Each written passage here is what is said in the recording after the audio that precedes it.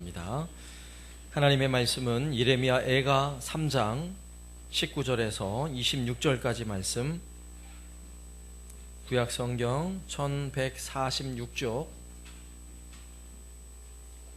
예레미야 애가 3장 19절에서 26절까지 말씀 제가 봉독하겠습니다. 내 고초와 재난 곧 쑥과 담즙을 기억하소서. 내 마음이 그것을 기억하고 내가 낙심이 되오나 이것을 내가 내 마음에 담아 두었더니 그것이 오히려 나의 소망이 되었사옴은 여호와의 인자와 국률이 무궁하심으로 우리가 진멸되지 아니함이니이다. 이것들이 아침마다 새로우니 주의 성실하심이 크시도소이다.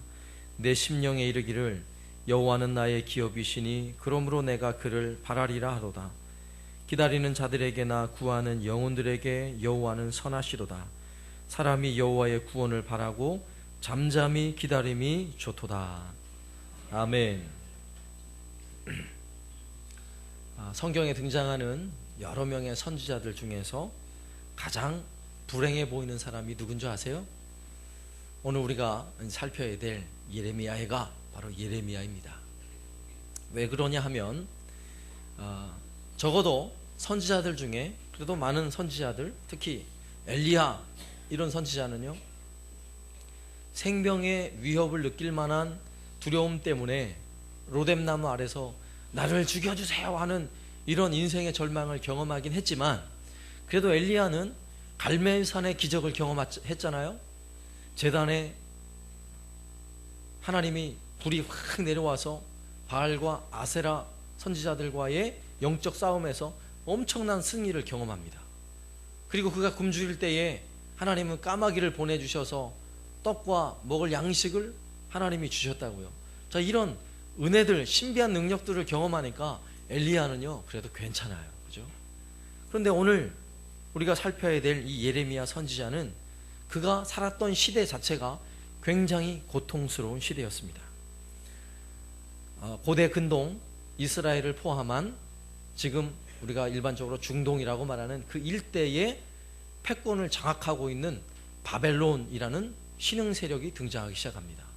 이미 아수르라는 나라는 멸망의 길을 가고 있고요, 그 나라를 멸망시킨 바벨론이 엄청난 세력을 가지고 주변에 있는 나라들을 위협하기 시작하는 거예요. 그리고 바벨론에 기꺼이 항복하고 복종을 서약하면 자비를 베풀지만 끝까지 대항하면 자비가 없어요. 가서 아주 화끈하게 몰살시키는 이런 정책을 피고 있는 것입니다. 이 바벨론 나라가 유대 나라를 위협하고 있는 상황입니다. 근데 유대 사람들은 굉장히 자존심이 강한 민족이죠. 지금도 애국심이 세계에서 가장 투철한 민족으로 우리가 알고 있어요. 그때도 마찬가지예요.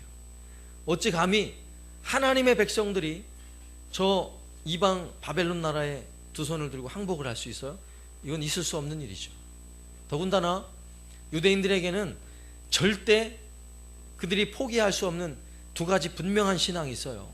제가 종종 말씀을 드렸는데, 첫 번째는 하나님이 세워놓으신 다윗 왕의 약속 있죠. 다윗 왕가가 끊어지지 아니하리라는 이 약속을 그들은 분명히 믿습니다. 그래서 다윗 왕조는요 멸망할 수가 없는 거예요. 그렇다는 이야기는 이스라엘 나라는, 유대 나라는 결코 망할 수 없는 나라라는 거죠. 이 투철한 신앙이 하나 있었고, 두 번째는 하나님이 허락하신 성전, 솔로몬이 지었던 그 성전이 결코 멸망할 수 없다는 신앙이에요. 그 성전에 하나님이 계시잖아요. 거기 하나님의 언약궤가 있고 그 위에 하나님이 거하시는데, 그 하나님이 세상 온 우주 만물을 창조하신 하나님인데 감히 어느 나라가 그 성전을 허물 수 있겠습니까? 그래서 그들에게는요 절대 다윗 왕조가 멸망할 수 없고 절대로 예루살렘 성전이 멸망할 수 없다는 이 투철한 신앙은요 어느 나라에도 자신들의 마음을 숙이고 고개를 숙이고 복종할 수 없는 거예요. 그런데 이러한 아주 정세가 위급한 이런 상황에 예레미야 선지자는 어떤 메시지를 선포하고 있습니까? 이 나라의 백성이 회개하며 돌아와야 된다 이거예요. 하나님을 거부하고 우상을 숭배하는 이 나라, 이 백성들이 하나님 앞에 돌아와야 되는데 이미 하나님의 심판의 때가 시작되었고 저 바벨론 나라를 통해 이 나라를 하나님은 심판하기로 결정하셨고 예루살렘 저 성전뿐만 아니라 예루살렘 이 온 나라가 멸망하게 될 것을 계속 예언하고 선포하고 있는 거예요. 예레미야 3장 13절 말씀, 너는 오직 내 죄를 자복하라. 이는 내 하나님 여호와를 배반하고 내 길로 달려 이방인들에게로 나아가 모든 푸른 나무 아래 가서 내 목소리를 듣지 아니하였음이라. 여호와의 말씀이니라. 예레미야가 이렇게 백성들을 향하여 회개를 촉구합니다. 그러나 이 회개의 촉구는 회개에서 하나님이 멸망을 거두는 이런 회개가 아니에요. 이미 하나님의 심판이 바벨론을 통해 시작됐어요. 그래서 예레미야는 어떻게 계속해서 예언을 선포하냐면 우리는 저 바벨론에 항복해야 됩니다. 그들에게 대항하면 큰 피해가 있습니다. 우리는 다 죽게 될 것입니다. 이러면서 그 나라에 항복을 하라고 예레미야가 선포하고 있어요. 여러분 같으면 이런 예언이 듣기 좋겠어요? 우리나라도 일제시대를 경험했잖아요. 그때에 우리는 일본 사람에게 항복해야 됩니다. 우리는 그들과 싸우면 안 됩니다. 라고 누군가 외치고 있다고 생각하면 여러분 어떻게 생각할 거예요? 이런 나쁜 놈, 나라를 팔아먹는 놈, 이렇게 욕하지 않겠어요? 예레미야도 그 당시에 그렇게 대우를 받았어요. 분명 하나님이 주신 예언의 말씀은 예레미야가 신실하게 선포하고 있지만 그 예언의 말씀에 그 누구도 귀를 기울이려 하지 않아요. 오히려 그와 함께 살던 고향 사람들은 이렇게 그를 위협합니다. 예레미야 11장 21절 말씀에 여호와께서 아나돗 사람들에게 대하여 이와 같이 말씀하시되 그들이 내 생명을 빼앗으려고 찾아 이르기를 너는 여호와의 이름으로 예언하지 말라. 두렵건대 우리 손에 죽을까 하노라. 아나돗이 예레미야 고향이에요. 고향 사람들이 너 하나님의 이름으로 어떤 예언도 하지마. 너 우리 손에 죽을 줄 알아. 이렇게 위협을 받고 있는 상황이에요. 이런 위협으로 끝나지 않습니다. 예레미야는요 성전의 책임을 지고 있는 책임자 바술에게 폭행을 당합니다. 뺨을 받고 매를 맞습니다. 그리고 감옥에 갇힙니다. 그리고 성전에서 하나님 주신 이 예언의 말씀을 선포하다가 처형당할 뻔하기도 합니다. 그리고 바벨론에 너는 앞잡이야 이런 이야기를 듣고요 매를 맞고 서기관의 집에 갇혀서 지하 감옥에 갇혀서 죽을 고비를 넘기기도 해요. 결국 강제로 이집트에 끌려가서 죽음을 당하는 그런 예레미야였어요.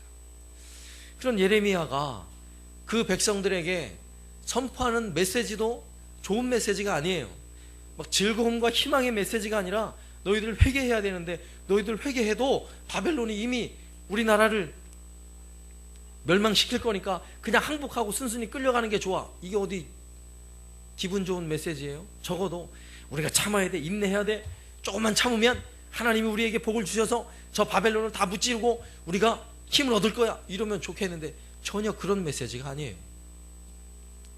그러니까 예레미야는요 하나님의 예언을 선포하면서도 내가 다시는 이 예언을 선포하지 않겠습니다 라고 떼를 쓰기도 했어요. 그런데도 그 가슴이 불붙는 듯해서 도무지 예언을 안 할 수가 없는 거예요. 그래서 예언을 합니다.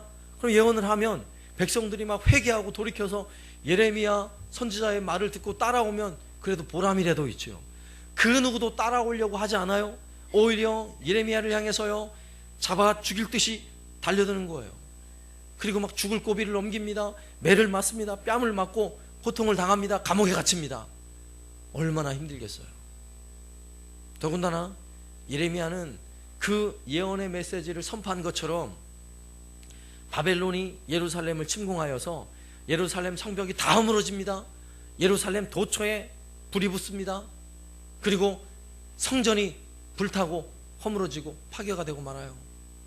그리고 다윗 왕가의 마지막 왕 시드기야가요 눈이 뽑히고요 결국 죽임을 당해요. 얼마나 끔찍한 일이 그가 살아있는 생전에 하나님의 말씀을 신실하게 선포하고 있는 그의 시절에 얼마나 많은 고통을 당하는지 몰라요. 이런 예레미야에게 극심한 고통은 오늘 우리가 살펴보는 예레미야 애가에 잘 표현되어져 있습니다. 예레미야 애가는 이제 멸망하겠다라고 예언했던 말씀처럼 정말 예루살렘이 멸망합니다. 성전이 불타 없어집니다. 다윗 왕족이 멸망하고 끝나요. 이런 광경을 목격하면서 예레미야는요, 눈물로 밤을 지새웁니다. 자기 예언을 전혀 듣지 않던 자기 동족들이 그 전쟁 가운데 수많은 사람들이 죽임을 당하고, 그리고 쓸만한 사람들은 전부 다 포로가 되어서 바벨론으로 끌려갑니다. 그리고 예레미야는요, 그렇게 처해진 상황을 바라보면서 눈물을 흘리며, 성경에 보니까요, 밤을 지새면서 눈물을 흘립니다. 몇 날 며칠을 탄식하면서 눈물을 흘리는데, 여러분 같으면 예레미야 마음을 조금이라도 이해할 수 있겠어요? 우리는 조금은 이해할 수 있겠지만 예레미야가 흘리는 그 눈물을요, 아마 제대로 이해할 수 없을 것입니다. 성경에 보면 예레미야 애가 3장 8절 말씀에 바로 앞에 있는 말씀이죠.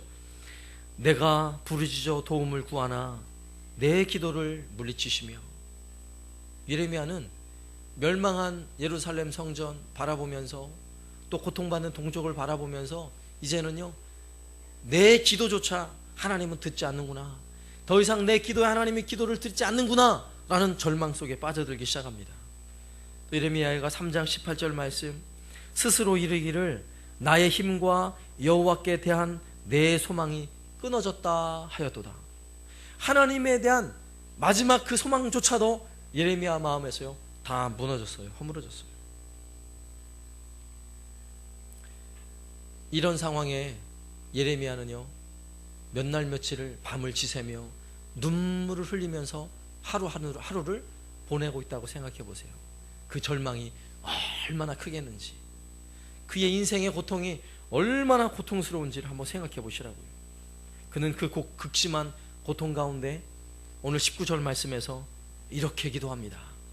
내 고초와 재난 곧 쑥과 담즙을 기억하소서.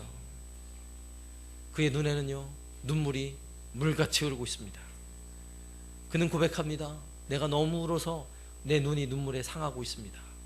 그가 또 고백해요. 내가 너무 통곡하고 몇 날 며칠 울다 보니까 내 창자가 끊어진 것 같은 그런 고통을 느끼고 있습니다. 그가 또 고백합니다. 내 간이 쏟아지고 내 뼈가 꺾이는 고통이 있습니다. 이렇게 울며 불며 기도하고 있어요.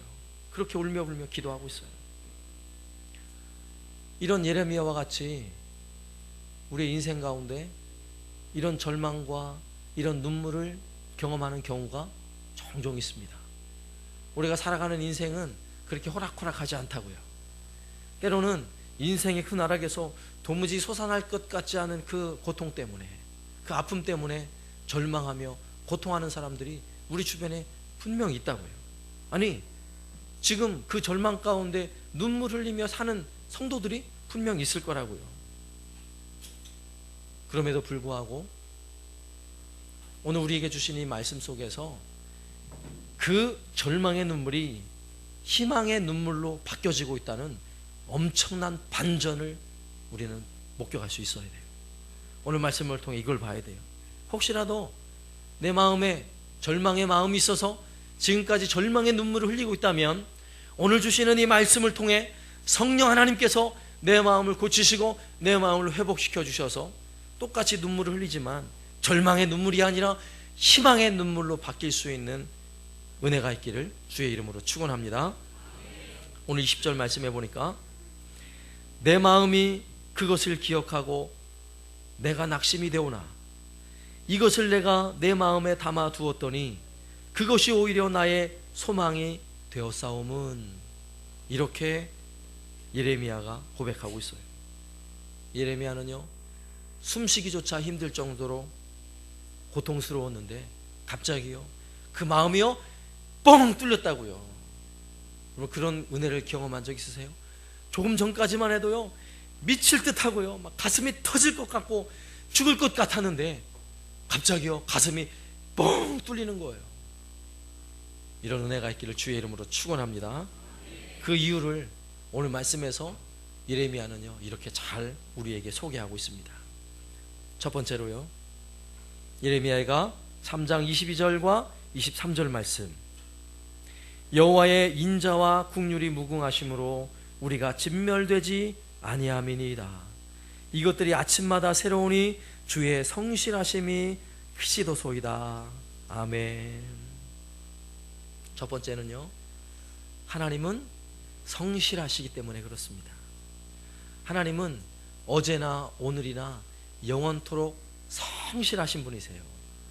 누구를 향해 성실하신 분이세요? 나를 향해 성실하신 분이세요. 오늘 말씀으로 치자면 예레미야에게 그 고통의 사역을 명하실 때도 하나님은 예레미야에게 성실한 분이셨고, 눈물로 밤을 지새며 창자가 끊어지는 것 같은 고통을 경험할 때도 하나님은 성실하신 하나님이셨다고요. 성실하다는 게 무슨 말이에요? 여러분, 성실하지 않은 사람하고 한번 일해봤어요? 분명 성실하지 않은 사람은요, 내일 6시까지 출근해가지고 빨리 일을 시작해야 되는데, 성실하지 않은 사람하고 일을 하면 아침에 출근할 때부터 걱정이 돼요. 무슨 걱정이 돼요? 야, 이 인간이 6시에 시간 맞춰 올까 안 올까? 이것부터 걱정이에요. 그죠? 가서 6시에 시작을 합니다. 혼자 일을 열심히 하는데 7시가 돼도 안 와요. 성실하지 않은 사람이라 무슨 생각이 들어요? 아, 이 녀석이 오늘 결석이구나, 결석. 오늘 땡땡이야. 이런 마음 안 들겠어요? 성실하지 않은 사람하고 일하면 굉장히 피곤해요. 점심 먹을 때요, 점심 먹으러 갔다 올게요 가면 시간 내야 또 안 나타나요. 또 무슨 마음이 들어요? 성실하지 않은 사람이면 또 땡땡이 집에 치고 집에 갔는가 보다? 얼마나 불안합니까? 그러나 성실하다는 건 뭐예요? 성실하다는 건요, 아침에 안개가 쫙해서 동토오르는 저 산이 안 보인다 할지라도 성실하다는 건요, 아침이 되면 분명 저 산에 해가 떠 있다는 사실을 아는 거예요. 왜요? 성실하다는 건 변함없이 해가 떠오를 거거든요. 하나님이 성실하다는 건 바로 그런 거예요. 아무리 먹구름이 끼고 하늘이 어두워도 분명 시간이 되면 저 동력 하늘에 태양이 떠오른다고요. 우리 하나님이 이렇게 성실한 분이세요. 하나님이 얼마나 성실하신지, 하나님은 예루살렘이 멸망할 때도 성실하신 분이고요, 그 성전이 불탈 때도 하나님은 성실하신 분이고요, 그들이 모두가 포로가 되어 끌려가는 순간에도 하나님은 성실한 분인 줄을 우린 믿어야 하는 것입니다. 하나님은, 그런 하나님은 오늘 우리에게 성실한 분이 아니시겠어요? 오늘 말씀에서는 그 하나님의 성실하심을 두 단어로 표현하고 있지요. 여호와의 인자와 국률이 무궁하심으로. 무궁하다는 이야기는요, 변함이 없다는 이야기예요. 또한 성실하다는 이야기예요. 근데 뭐가 성실해요? 하나님의 인자와 국률이 무궁하시다고요. 우리가 하나님이 나에게 왜 은혜를 베풀지 않지? 왜 나에게는 하나님의 은혜가 없지? 여러분, 이렇게 생각하세요? 내 생각이 잘못된 거라고요. 하나님의 인자와 국률은 변함이 없다고요. 무궁하시다고요. 무궁하다는 이야기는 눈물 흘리며 밤을 지샜던 그 예레미야의 마음이, 가슴이 뻥 뚫리도록 은혜를 주시고, 그래, 주의 성실이 크시도소이다. 아침마다 내게 베푸시는 주의 성실이 크시도소이다. 예레미야를 그렇게 고백하게 했던 하나님은요, 오늘도 우리에게 성실하셔서 우리도 그렇게 고백하게 하시는 하나님이라고요. 변함없이 오늘 우리에게 찾아오셔서 인자와 국률로 우리에게 사랑하시고 우리에게 은혜를 베푸시는 분이 바로 하나님이시라고요. 하나님은 얼마나 성실하신지 우리가 그 하나님 앞에 떼를 쓰고요, 하나님 안 계시죠? 하나님 도대체 왜 그러십니까? 라고 떼를 쓸 때도요, 하나님은 변함없이 우리를 사랑하시되 독생자, 그분의 독생자 예수 그리스도를 이 땅에 보내시면서 그를 죽이시면서까지 우리를 사랑하신 분이라고요. 그를 죽이시면서까지 우리를 사랑한다고 우리에게 사랑을 고백하신 분, 그분이 바로 하나님이시라고요. 그분이 인자와 국률하심으로 오늘 우리에게 다가오는 줄로 믿으시길 바랍니다. 그분은 변함없으시기에 우리는 돈이 없으면 세상에 아무것도 없는 것처럼 착각을 하고 있는데, 하나님 분명하게 말씀하세요. 너는 돈이 없는 게 아니야 라고 말씀하세요. 왠지 아십니까? 남편이 많은 돈을 벌어오지 않는다면 하나님은 분명히 자상한 남편을 주셨을 걸 전 믿어요. 하나님께서 엄청 속썩이는 아들을 여러분에게 주셨다면 분명히 하나님은 그 아들이 건강한 아들을 주셨음을 전 믿어요. 만약에 자식이 건강이 좋지 않다면 하나님은 분명히 그 자식에게 아주 착하고 효심 많은 아들로 주셨음을 전 믿어요. 그렇죠? 하나님은, 우리는 하나만 없으면 전부가 없는 줄 알아요. 마음에 큰 상처를 받고요, 마음에 큰 고통이 엄습해 오기 시작하면 어제까지 그렇게 좋고 어제까지 그렇게 행복해 보이던 것이 전부 다 아무것도 아닌 것처럼 여겨져요. 전혀 즐거움이 아니고 기쁨이 아닌 것처럼 여겨져요. 우리는 이렇게 마음이 자꾸 변한다고요. 그러나 여러분 기억하세요. 하나님은 성실하신 분이십니다. 하나님은 지금 우리는 그게 없어서 아무것도 없는 것처럼 생각하지만 더 많은 것을 주시고 더 풍성한 은혜를 가지고 우리에게 다가오시는 분, 그분이 바로 성실하시는 나의 아버지, 나의 하나님인 줄 믿으시기 바랍니다.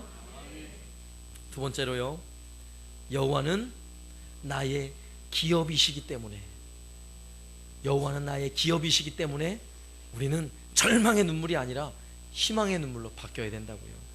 오늘 말씀해 보니까 24절에 내 심령에 이르기를 여호와는 나의 기업이시니 그러므로 내가 그를 바라리라 하도다. 오늘 말씀에 여호와는 나의 기업이다. 우리는 기업이다 라는 말이 잘 감이 안 오죠. 이 말을 우리가 잘 아는 말로, 우리가 쉽게 이해할 수 있는 말로 바꾸면 이거예요. 여호와는 나의 복입니다. 이 말로 바꿀 수 있어요. 여호와는 나의 생명입니다. 이 말로 바꿀 수 있어요. 여호와는 나의 유일한 희망입니다. 이 말로 바꿀 수 있다고요. 여러분 기억하세요. 하나님은 우리의 유일한 복입니다.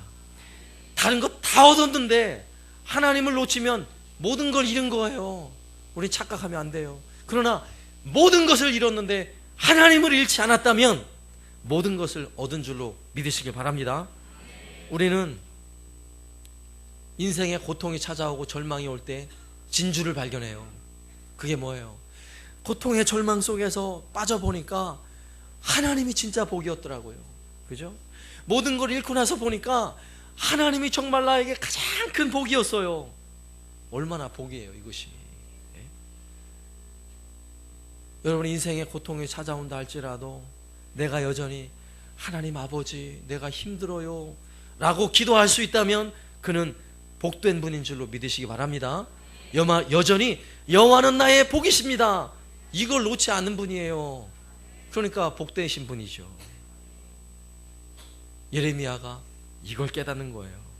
내 심령에 이르기를 여호와는 나의 기업입니다. 여호와는 나의 복이십니다. 내가 그래서 여호와만을 바라보겠습니다 라고 예레미야가 고백하고 있는 것입니다.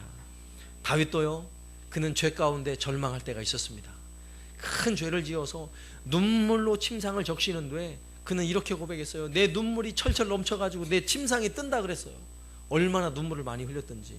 그때에 다윗이 정말 고통스럽게 기도할 때 이렇게 기도했어요. 시편 51편 11절 말씀해 보면 나를 주 앞에서 쫓아내지 마시며 주의 성령을 내게서 거두지 마소서. 이게 무슨 이야기예요? 이 고통 가운데 다윗이 가지는 가장 큰 고통은 하나님이 나를 떠나는 거예요. 하나님이 내 곁에 없는 거예요. 그러나 하나님이 내 곁에 계시기만 하다면, 주의 성령이 나와 함께 할 수만 있다면 이 모든 죄의 절망에서도 이길 수 있다라고 다윗은 고백하고 있는 것입니다. 오늘 우리도 마찬가지예요. 세상은 끊임없이 우리에게 절망을 주지만 우리는 하나님 때문에 여전히 복을 누리는 하나님의 자녀요 하나님의 백성임을 믿으시기 바랍니다. 우리가 하나님께 간구할 수 있는 힘이 있다면 우리 손에는요 보물을 쥐고 있는 거예요.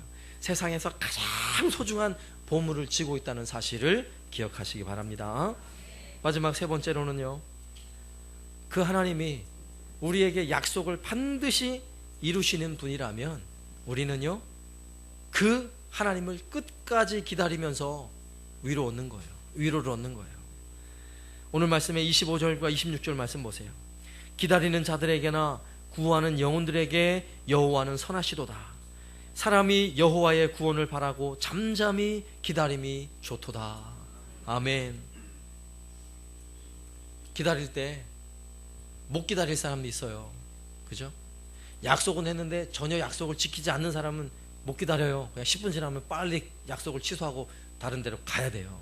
그러나 약속을 하셨는데 그 약속을 반드시 지키는 분이라면 얼마든지 기다려도 되는 거예요.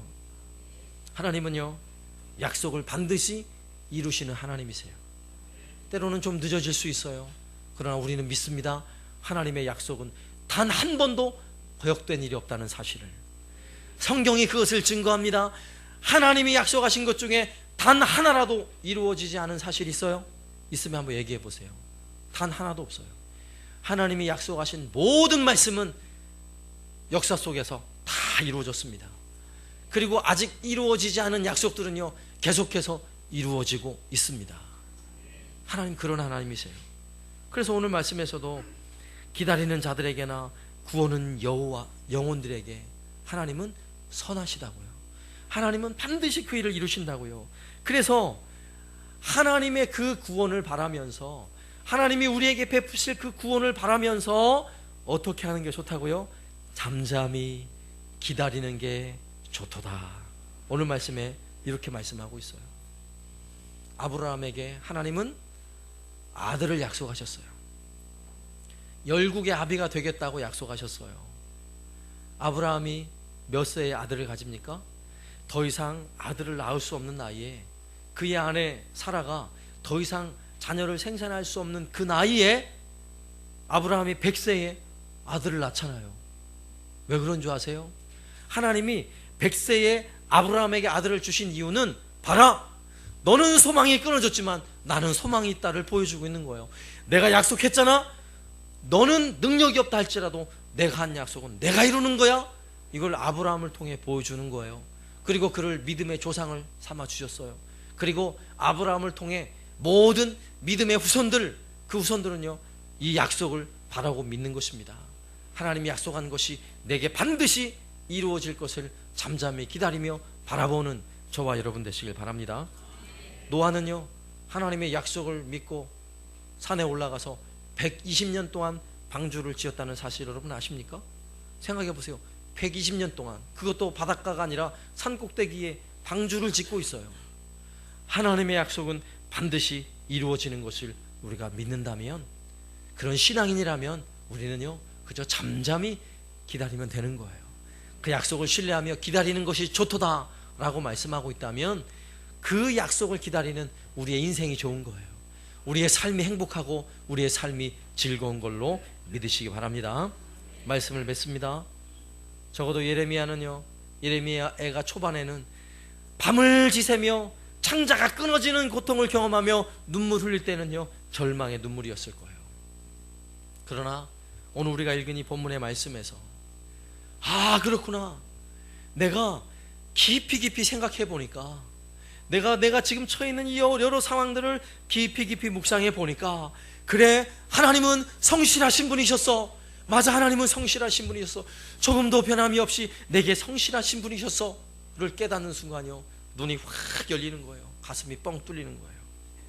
아, 그래, 맞아, 여호와 하나님이 나의 복이셨어. 여호와 하나님은 나의 기업이야. 내가 하나님만을 바랄 거야 라고 기대하는 순간, 그 가슴에 벅찬 감동이 밀려오기 시작하는 것입니다. 아, 그래, 맞아, 하나님이 약속하신 것, 그 어느 것 하나도 하나님은 잊으시는 분이 아니야. 반드시 우리 삶 속에 이루시는 분이야. 이것을 바라보는 순간 예레미야는요, 여전히 그 눈에 눈물이 흐르고 있을 거예요. 그죠? 그러나 그 눈물은 어떤 눈물일까요? 이제는요, 기쁨의 눈물이라고요, 감격의 눈물이라고요, 신뢰의 눈물이라고요. 하나님이 끊임없이 내게 베푸실 은혜를 바라보며 눈물을 펑펑 열심히 흘리고 있는 거예요. 그 눈물은요, 그 희망의 눈물은 오히려 내 인생의 병을 고치는 거예요. 내 인생의 절망을 고치는 거예요. 오히려 그 눈물은 내 가슴속 깊은 곳에서 다시금 끊임없이 솟아오르는 기쁨과 환희, 그 감격이 벅차오르도록 하는 희망의 눈물인 것입니다. 하나님을 신뢰한다면 아침마다 이 은혜를 경험할 수 있길 바랍니다. 아침에 동이 터오를 때마다 오늘 하루를 어떻게 시작하나 여러분 걱정하지 마시고, 오늘도 변함없이 우리를 사랑하시고 우리를 자녀 삼아 주신 그 하나님을 바라보며 전망의 눈물을 거두시고 희망의 눈물로 하루를 시작하시기 바랍니다. 그리고 하나님 아버지의 이름을 부르며 즐거움으로 기쁨으로 살아가는 저와 여러분의 삶이 되시기를 살아계신 예수님의 이름으로 축원합니다. 아멘.